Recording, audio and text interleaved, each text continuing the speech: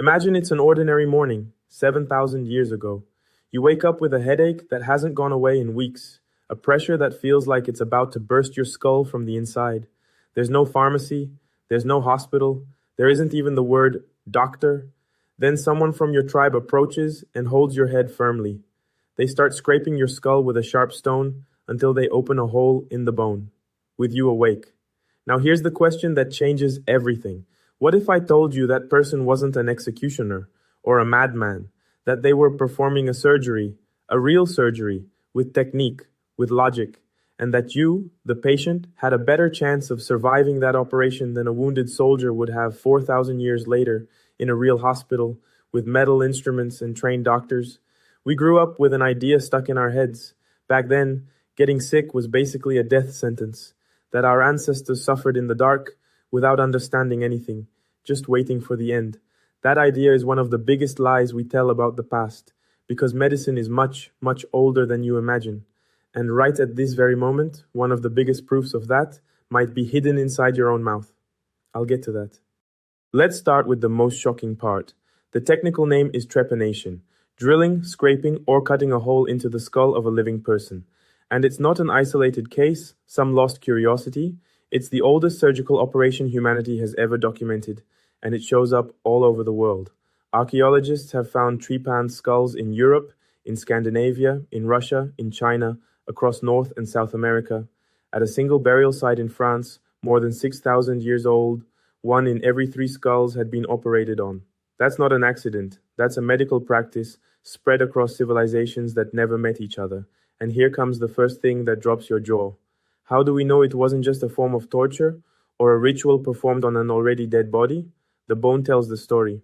When you drill into a bone and the person dies shortly after, the edge of the hole stays sharp, raw, lifeless. But when the person survives, the bone reacts.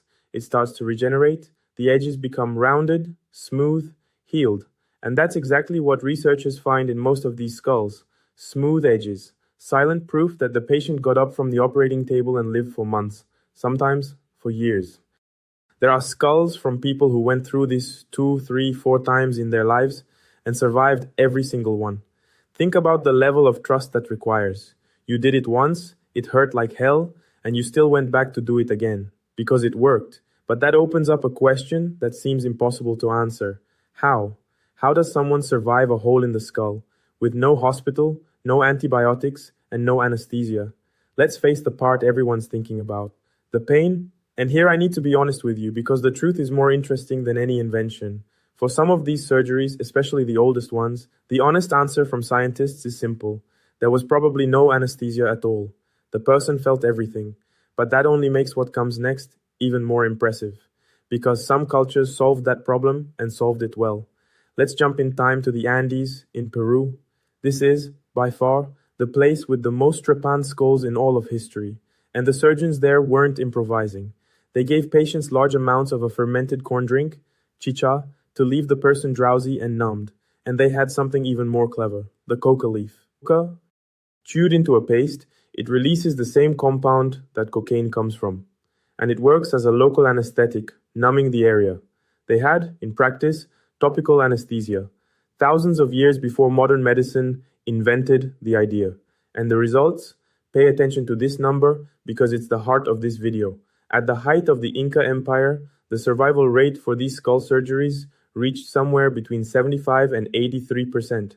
Now hold on to this comparison. In the American Civil War, more than 1,000 years later, with trained doctors and metal instruments, the death rate in similar skull surgeries was nearly half of all patients. Let that sink in. An Andean surgeon with a ceremonial stone knife had better outcomes than a 19th century surgeon.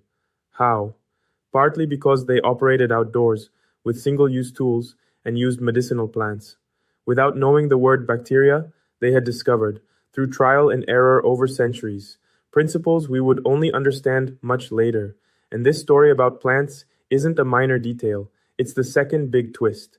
Because if you think plant remedies are just grandma's thing, wait until you find out what was inside the mouth of a sick Neanderthal 50,000 years ago. For a long time, the Neanderthal was the symbol of the brute, that hunched-over, dim-witted cave guy who could barely defend himself. Science over the last few decades has been taking that image apart piece by piece. And maybe the most surprising piece is literally in their teeth. Here's something that sounds disgusting, but it's a time machine. The plaque that builds up on your teeth, that tartar your dentist scrapes off, hardens and fossilizes. And it traps, for tens of thousands of years, tiny particles of everything that passed through that person's mouth. It's a time capsule of what someone ate, or took as medicine. In a cave in Spain, researchers analyzed the tartar of Neanderthals who lived about 50,000 years ago. And in one specific individual, they found something that made no sense as food. They found traces of two bitter plants with no nutritional value, chamomile and yarrow, plants we still use today for their anti-inflammatory properties. Why would a Neanderthal chew bitter plants with no nutritional value? The clue was right there. That same individual had a dental abscess, a painful infection in the mouth. Suddenly, it all makes sense. He wasn't eating those plants. He was medicating himself. And here the story gets almost unbelievable. Analyzing the DNA trapped in that same plaque, scientists identified the presence of a fungus, Penicillium. Yes, the same fungus genus we extract penicillin from, the antibiotic that revolutionized medicine in the 20th century. It was right there in the mouth of an infected Neanderthal 50,000 years before Alexander Fleming discovered penicillin in a London laboratory. And there's more. That black sticky material Neanderthals produced, which for decades we thought was just glue for attaching stone points to spears, was birch tar. They were making it 200,000 years ago, which makes them some of the world's first practical chemists. And recent research suggests that tar also had antibiotic properties. Now, I promise to be honest with you, and this is where I have to pump the brakes a little. This interpretation, that Neanderthals were deliberately self-medicating, is strong, but it's still debated among scientists themselves. There's a risk of sample contamination, and there's a subtler problem. The line between food and medicine isn't always clear, because many plants serve both purposes. Maybe he was just eating whatever was available. But even with all that caution, the weight of the evidence points in a direction that's uncomfortable for our modern vanity. These people knew things. They observed, they tested, and they passed that knowledge on. They had a pharmacy, it just didn't have walls. And that brings us to the most human question of all. Fine, they knew how to operate and had remedies. But what about those who couldn't be cured? What about someone left disabled, unable to hunt, unable to support themselves? In such a harsh life, what happened to that person? Here the story stops being about technique and starts being about who we are. There's an idea that seems logical at first glance, that in prehistoric life, it was every person for themselves. The weak get left behind, the sick are dead weight, nature is cruel, and survival has no room for sentimentality. The bones tell a completely different story. Let me introduce you to one individual. Archaeologists call him Shanidar I, found in a cave in Iraq. He was a Neanderthal, and when he died, he was between 35 and 45 years old, already an advanced age for that time. But what his bones reveal is heartbreaking. He had an atrophied arm, likely unusable for years. He had a healed fracture in his foot, which means he limped, and there are signs that he was possibly blind in one eye. Think about what that means. A man with only one usable arm, limping and barely able to see, in a world of predators and hunger. Alone, he would have died within days. But even so, he lived for years, with all those injuries already healed. That's only possible one way. Other people took care of him. Someone brought him food and protected him. Someone decided, day after day, year after year, that his life was worth the effort, even though he couldn't pay it back by hunting or fighting. Researchers who study these skeletons reached a conclusion that goes against everything we imagined. These were populations that simply didn't abandon their sick and wounded to die. Caring for others isn't an invention of civilization, religion, or modernity. It's ancient. Maybe it's one of the oldest things that exist within us. And when you put the three pieces together, the surgery, the remedy, and the care, you realize you've been looking at human history upside down this whole time. We have an arrogant way of looking at the past. We imagine a straight line of progress. Back there, ignorance and brutality. Up here, us, enlightened, with our hospitals and our antibiotics.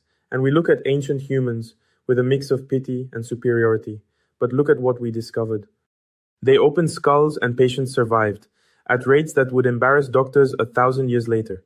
They identified specific plants for specific infections and carried the ancestor of penicillin in their mouths. And they cared for their most fragile, feeding and protecting people who, by the cold logic of survival, weren't worth it. There's a historical detail that sums all this up in an almost poetic way. When 18th century European scientists started finding these ancient, healed skulls, they simply refused to believe it. It couldn't be. Because in their hospitals at that time, the survival rate for a surgery like that barely passed 10%. They couldn't accept that peoples they considered backward had in practice better results than their own. Their arrogance blinded them to the evidence right in front of their eyes. And the question that lingers is uncomfortable. Are we doing the same thing today? Because medicine deep down was never just about technology. It was always about something much simpler and much deeper. The refusal to accept suffering as fate. The decision that when someone in our tribe is in pain, we try, we test, we care. That impulse wasn't born with antibiotics or hospitals or diplomas. It was already there, 50,000 years ago, in the hand that held the coca leaf, in the eyes that chose the right plant, in the arms that carried food to a man who could no longer hunt. Medicine isn't a modern achievement. It's one of the oldest and most human things that exist. We just invented new names for a very old instinct. So the next time you take medicine, or take care of someone who's sick, or simply hold the hand of someone who's suffering, remember that you're repeating a gesture tens of thousands of years old. A gesture that defines our species, maybe more than any tool, any war, or any invention. So tell me down in the comments, what home remedy or what kind of care did someone in your family pass down from generation to generation until it reached you? Because it's quite possible that chain is much, much older than any of us can imagine.